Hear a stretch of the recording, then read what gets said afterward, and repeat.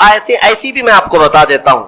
مفسر شہیر حکیم الامت نے فرمایا اگر کوئی قرض کے بوجھ سے پریشان ہے اور تنگ دستی کا شکار ہے، مال میں کمی، اسباب میں کمی، روزگار نہیں، یا اس پر بوجھ ہے مال کا، تو اس کے لیے فرمایا دو آیتیں، یا پھر کسی حاکم سے ڈر لگتا ہے اور کسی کے پکڑنے کا خوف لگتا ہے لیکن تم صاف ہو، یہ دو آیتیں اگر عشاء کی نماز کی آخری 2 رکعت نفل میں 5 مرتبہ پڑھو گے تو اللہ ساری محتاجی دور فرمائے. یہ میرے تجربے کی بات بتا رہا ہوں. الحمدللہ میرا اس پر عمل بھی ہے، ورد بھی ہے، اور ان آیتوں کی برکت سے ہم نے دیکھا کہ بڑے بڑے ظالموں سے کبھی خوف نہیں محسوس ہوتا. اللہ تعالیٰ نے دل کو مضبوط رکھا ہے، دل کو مضبوط رکھا. یہ آیتوں کی برکت ہے. اللہ تبارک و تعالیٰ نے رزق کی وسعت رکھی اور محتاجی سے محفوظ رہنے کے لیے بزرگوں نے فرمایا. یہ ہے آیت نمبر 25 اور 26. آیت نمبر 25 اور 26 یہ سورہ آل عمران کی. یہ دو آیتیں اگر عشاء کی آخری جو 2 رکعت نفل ہوتی ہیں، پہلی رکعت میں 5 بار، دوسری رکعت میں 5 بار پڑھے، پھر آپ کو خود تجربہ شاہد ہو جائے گا. خود تجربہ کر کے دیکھ لیں. آیتوں کا اگر میں ورد کروں تو بھی آپ کو پتا چل جائے گا کہ ان آیتوں میں کیا ہے. قل اللہم مالک الملک تؤتی الملک من تشاء وتنزع الملک ممن تشاء وتعز من تشاء وتذل من تشاء بیدک الخیر انک علی کل شیء قدیر. یہ آیتیں ہیں جس میں اللہ تعالیٰ نے یہی فرمایا کہ اللہ جسے چاہے ملک عطا کرے اور جس سے چاہے ملک کو چھین لے، اور جس سے چاہے عزت عطا کرے، جسے چاہے ذلت دے. ساری خیر اللہ تیرے دست قدرت میں ہے، تو ہر شے پر، ممکن شے پر قادر ہے. تو اللہ تبارک و تعالیٰ فرماتا ہے ہم نے ان کی دعا قبول کر لی اور ان کو غم سے آزاد کر دی. 3 نبیوں کا ذکر ایسا ہے کہ جنہوں نے جیسے ہی پکارا اللہ نے فوراً ان کی دعا قبول کی. ایک ایوب علیہ السلام. تینوں کے جملے سن لیجیے، تینوں کے جملے. ایوب علیہ السلام کو آزمائش میں مبتلا کیا گیا تھا، سخت بیمار ہوئے تھے. انشاءاللہ وہ 23ویں پارے میں ان کا تفصیلی ذکر آئے گا. بہت سخت آزمائش میں مبتلا تھے، جسم پورا بیمار. اس وقت انہوں نے جب ان کی زبان کٹ گئی تھی تو یہ جملہ کہا تھا وَأَيُّوبَ إِذْ نَادَى رَبَّهُ أَنِّي مَسَّنِيَ الضُّرُّ وَأَنْتَ أَرْحَمُ الرَّاحِمِينَ وَأَنْتَ أَرْحَمُ الرَّاحِمِينَ. اے مولا تکلیف تو مجھے پہنچی ہے لیکن تو ارحم الراحمین ہے، تو سب سے زیادہ رحم کرنے والا. اس کے فوراً بعد اللہ فرماتا ہے فَاسْتَجَبْنَا لَهُ فَكَشَفْنَا مَا بِهِ مِن ضُرٍّ. ہم نے ایوب کی دعا سن لی اور جو انہیں تکلیف تھی فوراً اس کو ہم نے دور کر دیا. یہ ایوب علیہ السلام کی سن لی. ادھر یونس علیہ السلام کی سن لی. یونس علیہ السلام کا جملہ کیا تھا؟ لا الہ الا انت سبحانک انی کنت من الظالمین. اس کو اسم اعظم بھی کہا گیا ہے. بہت تیز دعائیں قبول ہوتی. تیسرے نبی کا ذکر ہے حضرت زکریا علیہ السلام. اولاد نہیں تھی، بڑھاپا آ گیا تھا، تب انہوں نے یہ کہا تھا ربی لا تذرنی فردا وانت خیر الوارثین. اے میرے رب مجھے تنہا مت چھوڑ، مجھے اکیلا مت رکھ، تو بہترین، تو خیر الوارثین ہے، بہتر وارث دینے والا ہے، سب کا بہترین وارث تو ہی ہے. تو یہ دعا حضرت زکریا علیہ السلام کے اللہ کو پسند آئی. اے اللہ مجھے اکیلا مت چھوڑ، تو خیر الوارثین ہے. اللہ فرماتا ہے فاستجبنا له ووهبنا له یحییٰ. ہم نے زکریا کی دعا سن لی اور فوراً ان کو یحییٰ علیہ السلام کی شکل میں بیٹا آتا ہے. 3 دعائیں میں نے آج آپ کو بتائی ہیں، ایک ایوب علیہ السلام کی، ایک یونس علیہ السلام کی، ایک زکریا علیہ السلام کی. ایوب علیہ السلام نے بیماری میں دعا کی، یونس علیہ السلام نے اندھیریوں میں دعا کی، زکریا علیہ السلام نے بے اولاد ہونے پر دعا کی. یہ تینوں معاملات ہماری زندگیوں میں آتے ہیں. کوئی بے اولاد ہے، کوئی پریشان حال ہے اور کوئی بیمار ہے. یہ 3 دعائیں یاد رکھیں. اللہ نے فوراً ان آیتوں کے بارے میں فرمایا، ان کے آیتوں کے بعد فرمایا، ہم نے فوراً قبول کیا ان کی باتوں کو، فوراً قبول کی. یقیناً اللہ تبارک و تعالیٰ آج بھی قبول کرنے والا ہے. اور ایک آیت اللہ تعالیٰ نے اس بارے میں ارشاد فرمائی. مولا کریم فرماتا ہے کہ یہ سب نبیوں کے ذکر کے بعد یہ سورہ جہاں ختم ہونے کو آیا، آخر میں جہاں سورہ ختم ہونے کو آیا، اخیر سورہ میں رب تبارک و تعالیٰ آخری نبی کے بارے میں فرماتا ہے وَمَا أَرْسَلْنَاكَ إِلَّا رَحْمَةً لِّلْعَالَمِينَ. محبوب ہم نے آپ کو سارے جہانوں کی رحمت بنا کر بھیجا ہے. رحمت کا مطلب کیا ہے؟ رحمت جس کے ذریعے سے خوشیاں ملے، جس کے ذریعے سے مشکلات حل ہوں، جس کے ذریعے سے اللہ تعالیٰ تمہاری مصیبتوں کو دور کرے، وہ رحمت ہے. ماں بیٹے کے لیے رحمت ہے، باپ بیٹے کے لیے رحمت ہے. یہ سب رحمتیں ہیں. اور اللہ تعالیٰ کی سب سے بڑی رحمت اس دنیا میں کوئی ہے تو وہ محمد الرسول اللہ کی ذات صلی اللہ علیہ وسلم، وہ سب کے لیے رحمت ہے، وہ سب کے لیے رحمت ہے۔ حتیٰ کہ آپ کو میں بتاؤں، زمین و آسمان اس بارے میں لڑائیاں کرتے ہیں، زمین اور آسمان۔ اعلیٰ حضرت نے اس کو اپنے نعت میں لکھا ہے، خم ہو گئی پشت فلک استان زمین سے، یعنی آسمان بہت اپنی ڈینگے یعنی اپنی بڑائیاں بتا رہا تھا کہ مجھ میں چاند ہے، مجھ میں ستارے ہیں، مجھ میں سورج ہے، یہ ساری بڑی بڑے سٹار آسمان اپنے اندر رکھتا ہے۔ تو زمین نے ایک ہی تانا دیا تھا، ایک تانا دیا تھا۔ اعلیٰ حضرت فرماتے ہیں خم ہو گئی پشت فلک، یعنی آسمان کی پیٹھ جھک گئی اس تانے زمین سے، زمین کے اس تانے کو سن کر۔ خم ہو گئی پشت فلک اس تانے زمین سے، سن ہم پہ وہ سرور دو عالم ہے، وہ رتبہ ہے ہمارا۔ ہمارے اوپر تو چاند سورج سارے جس سے فیض پاتے ہیں وہ محمد الرسول اللہ زمین میں ہے۔ میرے عزیزو، آپ کو میں بتاؤں، رسول پاک صلی اللہ تعالیٰ علیہ وسلم ملائکہ کے لیے رحمت ہیں کہ نہیں؟ میں آپ سے کچھ سوالات کر رہا ہوں۔ اور اللہ کے کئی عالم ہیں، عالم یعنی کئی دنیا ہیں، کئی جہاں ہیں، ہاں وہ ہر عالم کے لیے ہے رحمت ہے، وہ ملائکہ کے لیے رحمت ہے، جنات کے لیے رحمت ہیں، نباتات کے لیے رحمت ہیں، جتنے اللہ تعالیٰ کی مخلوقات ہیں سب کے لیے کیا ہے میرے مصطفیٰ؟ رحمت ہیں۔ شاعر نے بڑے اچھے انداز میں کہا ہے، وہ ہر عالم کی رحمت ہیں، کسی عالم میں رہ جاتے یا ان کی مہربانی ہے کہ یہ عالم پسند آیا، یا ان کی مہربانی ہے کہ یہ عالم پسند آیا۔ میرے عزیزو، یہ قربان جاؤ میرے مصطفیٰ کریم کے اس روئے زمین پر کہ آقا ہمارے درمیان، ورنہ وہ ملائے اعلیٰ میں رہتے، وہ فرشتوں کے درمیان رہتے، وہ جنتی حوروں کے درمیان رہتے، لیکن مولا رسول کریم صلی اللہ تعالیٰ علیہ وسلم کو ہمارے درمیان میں رکھا۔ یہ حضور کی اپنی پسند تھی اپنی امت کے ساتھ رہے۔ اور یہ بھی میں آپ کو بتا دوں، قیامت کے دن کیا میرے نبی صلی اللہ تعالیٰ علیہ وسلم پچھلی امتوں کے لیے رحمت نہیں ہوں گے؟ آدم علیہ السلام سے لے کر عیسیٰ علیہ السلام تک کے ہر امتی کے لیے حضور رحمت ہے، سب کے لیے رحمت ہے، سب کا حساب حضور کی شفاعت کے بعد ہونا ہے۔ لیکن اس کے باوجود میرے آقا صلی اللہ علیہ وسلم قیامت کے دن اگر کہیں نظر آئیں گے تو وہ اپنے امتیوں کے بیچ میں نظر آئیں گے، ہمارے درمیان نظر آئیں گے۔ لوگ نبی پاک صلی اللہ تعالیٰ علیہ وسلم کے ارد گرد ہوں گے۔ عزیزان گرامی وقار، اب یہاں پر ایک بات میں عرض کرتا ہوں، ایک آیت میں پڑھتا ہوں، آپ خود سمجھ جائیں گے۔ 11ویں پارے میں یہ آیت گزر چکی ہے، میں ترجمہ بتاتا ہوں اور کس کی طرف اشارہ ہے آپ خود سمجھ لیں گے، پڑھے لکھے لوگ ہیں۔ اللہ فرماتا ہے قل بفضل اللہ وبرحمتہ فبذلک فلیفرحوا۔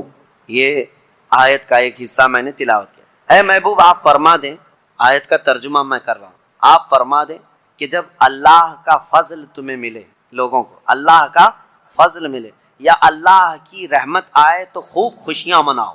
اللہ نے کیا فرمایا؟ جب اللہ کی رحمت تمہیں مل جائے تو خوب خوشیاں منائے۔ سنی ہو سمجھ گئے؟ قرآن کی آیت کہہ رہی ہے جب تمہارے پاس اللہ کی رحمت آ جائے تو، اب ہر ایک کو بات پتا ہے اللہ کی سب سے بڑی رحمت اس روئے زمین پر 12 ربیع الاول کو آئی۔ تو اب جو ہماری خوشیاں منانے کا طریقہ ہے وہ قرآن کے مطابق ہے یا نہیں؟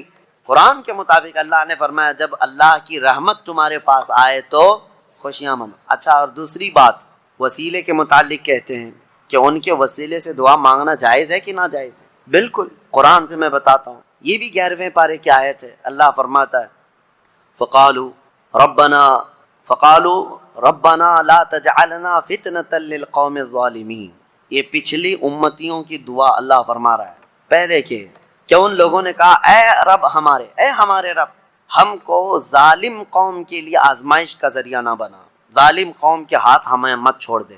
ان کی دعائیں وَنَجِّنَا بِرَحْمَتِكَ مِنَ الْقَوْمِ الْكَافِرِينَ، یہ دعا تھی پہلے والوں کی، لیکن قیامت تک آنے والا یہ دعا کر سکتا ہے، قیامت تک آنے والا یہ دعا کرے گا۔ کیا؟ وَنَجِّنَا بِرَحْمَتِكَ مِنَ الْقَوْمِ الْكَافِرِينَ، اے ہمارے رب اپنے رحمت کے وسیلے سے، اپنی رحمت کے وسیلے سے ہم کو کافروں سے نجات دے دے، اپنی رحمت کے وسیلے۔ اور رحمت کون ہے؟ قرآن میں لفظ آیا ہے وَنَجِّنَا بِرَحْمَتِكَ، تیری رحمت کے صدقے، تیری رحمت کے وسیلے سے ہمیں کافروں سے نجات دے دے۔ قرآن میں خود اللہ نے سکھایا اور خود فرماتا ہے وَمَا أَرْسَلْنَاكَ إِلَّا رحمة للعالمین۔ محبوب آپ تو پوری دنیا بلکہ سارے جہانوں کے لیے رحمت ہے، تو رحمت کا وسیلہ لے کر دعا کرنا قرآن کا حکم ہے۔ بہرحال نبی پاک صلی اللہ تعالیٰ علیہ وسلم رحمت للعالمین ہیں، جو نہ سمجھ سکے وہ اس کی خام خیالی ہے، بد نصیبی ہے، لیکن الحمدللہ میرے مصطفیٰ اس روئے زمین کے لیے بھی رحمت ہیں اور قیامت کے دن کے لیے بھی ہمارے لیے رحمت ہے۔ اللہ کریم میرے مصطفیٰ کی عاشقوں کی جماعت میں زندہ رکھے اور ان کے سچے عاشقوں میں ہی ہماری موت عطا فرمائے۔ سورہ حج کا بھی تذکرہ آیا ہے کل کی سورہ میں، جیسے سورہ کہف سورہ طٰہٰ اور سورہ کہف وغیرہ جو ہم نے تلاوت کی تھی، اس میں بہت ساری چیزیں، کئی لوگوں نے ہم سے سوال کیا ذوالقرنین کون تھے، کیونکہ یہ سوال یہودیوں نے حضور سے کیا تھا، اور پھر دیگر کچھ چیزیں۔ دیکھیں میں آپ کو ایک بات بتا دوں، یہاں مختصر سا وقت ہے، تھکے ہوئے لوگ ہیں، تراویح کافی 1.5 گھنٹے تک 2 گھنٹے تک پڑھتے ہیں، پھر میں آپ کو اتنی دیر تک پکاتا رہوں، یہ بھی مناسب نہیں ہے۔ میں یہ چاہتا ہوں کہ مختصر انداز میں آپ کو جو اہم پیغامات ہیں وہ مل جائیں۔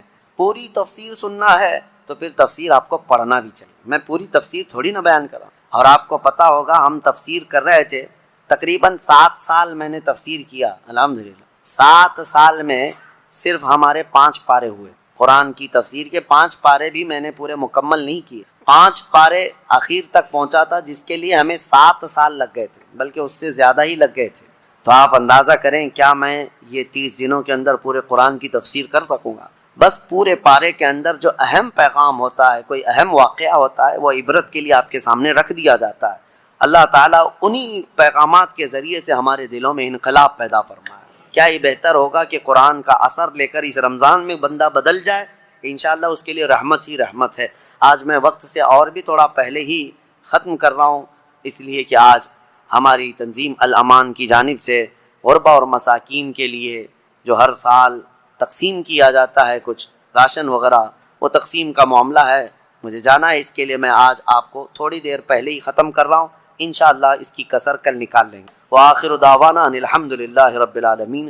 انبیاء کرام علیہ السلام میں حضرت ابراہیم علیہ السلام ابو الانبیاء کہلاتے ہیں، یعنی اکثر نبیوں کے وہ باپ ہیں۔ حضرت ابراہیم علیہ السلام، ان کی نسل میں کئی ہزار انبیاء کرام پیدا ہوئے، خود ہمارے آقا صلی اللہ علیہ وسلم بھی حضرت ابراہیم علیہ السلام کی نسل میں، تو ان کو ابو الانبیاء کہا جاتا ہے۔ ان کا تفصیلی واقعہ اس سورہ انبیاء میں موجود ہے کہ ان کے گاؤں کے لوگ بت پرست تھے، وہ بتوں کو اپنے ہاتھوں سے تراشتے تھے، پتھروں کو، اور اس کی پوجا کرتے تھے، اور ابراہیم علیہ السلام بچپن سے ہی لوگوں کو منع کرتے تھے، انہیں یوں فرماتے کہ تمہیں کیا ہو گیا کہ تم ان پتھروں کے پاس رہتے ہو، ما هذه التماثيل التي انتم لها عاکفون، یہاں تم اعتکاف کیے بیٹھے رہتے ہو پتھروں کے سامنے۔ تو لوگ ان کا انکار کرتے اور کہتے کیا تم نیا کچھ لے کر کے ہمارے پاس آ رہے ہو، یہ ہمارے باپ داداؤں سے یہ پرمپرا چلی ہے۔ حضرت ابراہیم علیہ السلام کو جھٹلاتے رہتے تھے۔ حضرت ابراہیم علیہ السلام نے ایک دن، یعنی بچپن سے ہی آپ کے ذہن میں بت پرستی نہ آئی اور نہ ہی کبھی ان کی طرف گئے، سختی سے آپ منع کرتے اور انکار کرتے رہے۔ ان کا چاچا حضرت ابراہیم علیہ السلام کا آزر، یہ خود بھی بت پرست تھا۔ اب ہوا یہ کہ ایک دن گاؤں والے گاؤں سے باہر تھے، پورے کسی میلے میں گئے تھے، ابراہیم علیہ السلام نے یہ بت خانے میں جا کر سارے بتوں کو توڑ دیا اپنے ہاتھ سے، اور ایک بڑے بت کے گلے میں کلہاڑی لٹکا دی، اور سب کو توڑ کر کے واپس آ گئے۔ جب ابراہیم علیہ السلام شام کو اپنے گھر تھے، گاؤں کے لوگ واپس آئے، واپس آنے کے بعد اپنے خداؤں کا یہ حشر دیکھا تو آگ بگولا ہو گئے۔ من فعل هذا بآلهتنا، ہمارے خداؤں کے ساتھ کس نے ایسا کام کیا ہے؟ ظاہر سی بات ہے، بتوں کو جب کوئی چھیڑ چھاڑ کرتا ہے تو آگ بگولا ہوتی ہے قوم، ان کی جو عبادتیں کرتے ہیں، یہ اس زمانے سے چلا ہے۔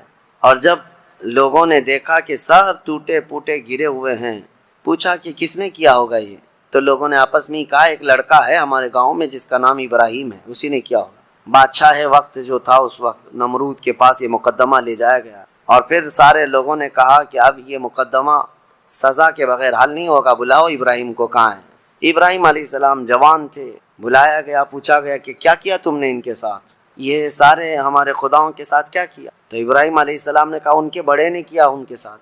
پوچھا تم اکیلے گاؤں میں تھے، کس نے کیا ہے؟ تو ابراہیم علیہ السلام نے کہا ان کے بڑے نے کیا، کیونکہ ایک بڑا بت ویسے ہی چھوڑ دیا تھا انہوں نے، اس کے گلے میں کلہاڑی ڈال کر، اور باقی سب چھوٹوں کو سلا دیا تھا۔ تو بڑا جو کھڑا تھا، ابراہیم علیہ السلام نے کہا ان کے بڑے نے کیا ان کے ساتھ، جبکہ وہ مراد لے رہے تھے ان کا بڑا تو میں ہی ہوں، ان کے دل میں یہی تھا کہ ان کا بڑا میں ہی ہوں۔ تو پھر اس کے بعد ابراہیم علیہ السلام نے ان سے کہا تم مجھ سے کیوں پوچھتے ہو، ایک تو ابھی بھی کھڑا ہے نا، اسی سے پوچھ لو، باقی تمہارے چیلوں کو کس نے گرایا؟ کس نے عمارت گرایا ہے؟ ایک تو ابھی بھی کھڑا ہے، تو اور آگ بگولا ہوئے، استہزاء مذاق سن کر کے، اور کہنے لگے کیا ہم ان سے بات کریں گے؟ وہ بات نہیں کر سکتے ہیں۔ تو ابراہیم علیہ السلام نے کہا اف لکم ولما تعبدون من دون اللہ افلا تعقلون، تف ہے تم پر، افسوس ہے تم پر، اللہ کے سوا دوسرے کی عبادت کرتے ہو، کیا عقل نہیں رکھتے؟ ایسی کی عبادت کرتے ہو جو نہ تمہیں نفع دے سکتا ہے نہ نقصان دے سکتا ہے۔ یہ ابراہیم علیہ السلام نے ان کو کہا تو وہ اتنے آگ بگولا ہوئے، اتنے غصے میں آئے کہ سبوں نے کہا حرقوہ، ابراہیم کو آگ میں جلاؤ، ایسے نہ چھوڑو، آگ میں جلاؤ، وانصروا آلہتکم ان کنتم فاعلین، پھر اپنے اپنے خداؤں کی مدد کرو۔ سارے لوگ اعلان کرنے لگے دیکھو ہمارے خداؤں کے ساتھ اس نے ایسا کیا۔ حیرت کی بات ہے کہ خداؤں کو توڑ مارا ہے انہوں نے، اور ان کے بندے سزا دے رہے ہیں، اور خدا کچھ نہیں کر رہا ہے ان کا، جس کو مارا وہ کچھ نہیں کر رہا ہے، اور جو پوجا کرنے والے وہی سزا دینا چاہتے ہیں۔ میرے عزیزو، یہاں رک کر کے ایک بات عرض کرنا چاہتا ہوں۔ ابراہیم علیہ السلام کی آل میں، جیسے کہ اس سے قبل کی تفسیر میں بھی میں بتایا، تاریخ یاد کرو، ایک کرنٹ سچویشن میں آپ کو بتاؤں، دگلی پالیسی۔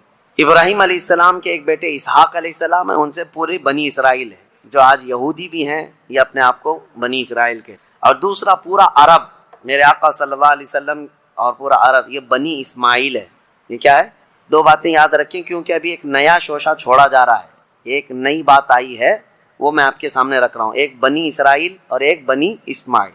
ابھی جو ہے انہوں نے ایک نیا وہ شروع کیا ہے امریکہ میں، سعودیوں کو، اماراتیوں کو، بحرینیوں کو لبھانے کے لیے، کہ ہم لوگ جو ہے نا کزن ہیں، ہم لوگ جو ہیں کزنز ہیں، یعنی ابراہیم علیہ السلام کے بیٹے کی اولاد ایک اسحاق علیہ السلام کے اور یہ اسماعیل علیہ السلام کے، اور دونوں ریلیجین کو، یعنی اسلام کو اور جیوز جتنے ہیں اور عیسائی ہیں، یہ سب آپس میں یہ کہہ رہے ہیں کہ بھائی بھائیوں کا دین ہے، سب کا دین ایک ہی، اوپر جا کر کے۔ تو یہ شوشہ چھوڑا، اور یہ میں آپ کو ایسی بات نہیں کر رہا ہوں، اب اس پر بڑے بڑے سیمینار اور کانفرنسیں ہو رہی ہیں، سعودی بھی اس بات پر اب متفق ہونے جا رہے ہیں کہ ہم سب دین ابراہیمی پر جمع ہو جاتے ہیں، جتنے ابراہیم علیہ السلام کے دین پر تھے سب جمع ہو جائیں گے، اس میں یہودی بھی آ گئے، عیسائی بھی آ گئے، مسلمان بھی آ گئے۔ لیکن حقیقی بات یہ ہے کہ دین ابراہیمی پر اگر کوئی آج قائم ہے تو وہ صرف امت محمدیہ ہے، مصطفیٰ کریم صلی اللہ علیہ وسلم کی یہ امت مسلمان قائم ہے، کیونکہ ابراہیم علیہ السلام کے متعلق قرآن میں جگہ جگہ اللہ نے فرمایا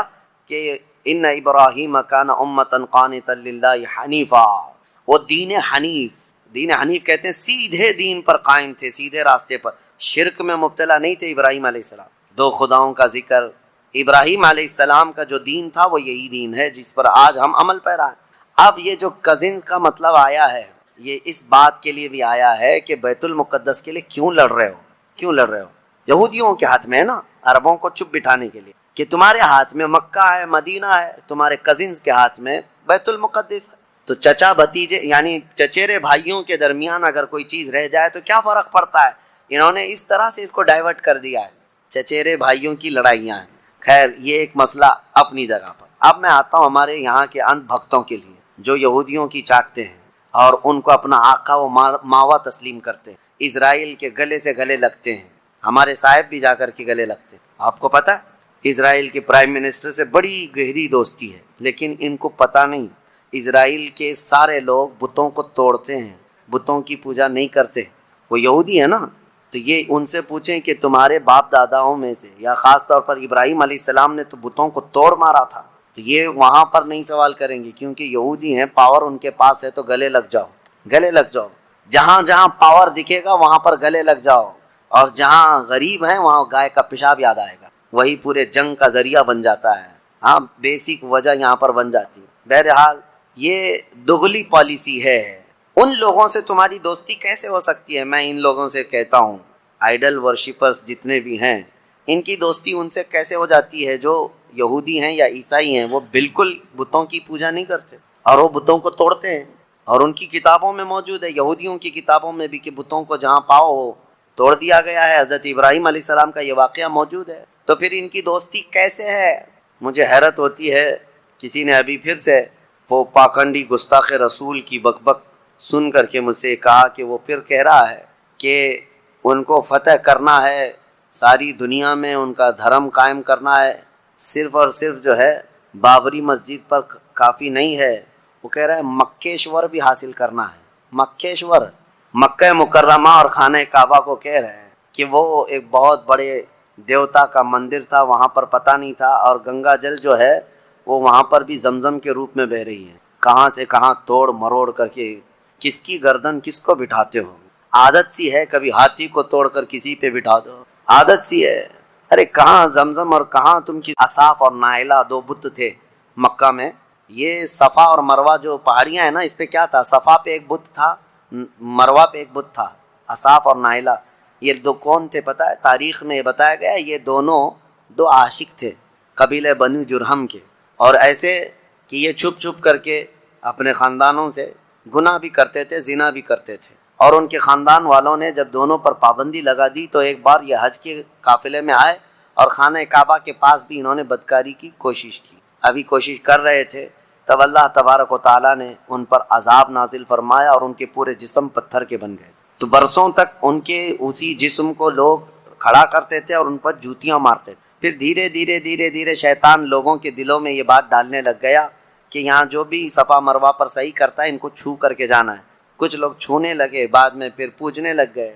پھر نبی پاک صلی اللہ تعالیٰ علیہ وسلم نے ان کو بھی توڑ کر پھینک دیا. یہ تاریخ تھی. جو خانہ کعبہ کی طرف برائی کا ارادہ کیا وہ دھنسا دیا جائے گا قیامت تک بھی. جسے اگر یہاں بیٹھ کر کے بہت شوق ہے تو نکلو اپنے گوفے میں اور جاؤ، اور پھر دیکھو اللہ تبارک و تعالیٰ کے عذاب کس طرح سے تم پر برستے ہیں. اللہ کریم اپنے خانہ کعبہ کی ہر زمانے میں حفاظت فرمائے گا. میں بات عرض کر رہا تھا ابراہیم علیہ السلام نے بتوں کو توڑ دیا تھا. اب ان کے لیے ایک آگ جلائی گئی، بہت بڑی آگ جلائی گئی جس کے شعلے آسمان سے باتیں کرتے. ابراہیم علیہ السلام کو منجنیق میں رکھ کر کے اس آگ میں ڈال دیا گیا، اور اللہ کا حکم آیا جو آج ہم نے تلاوت کیا، قلنا یا نار کونی بردا وسلاما علی ابراہیم.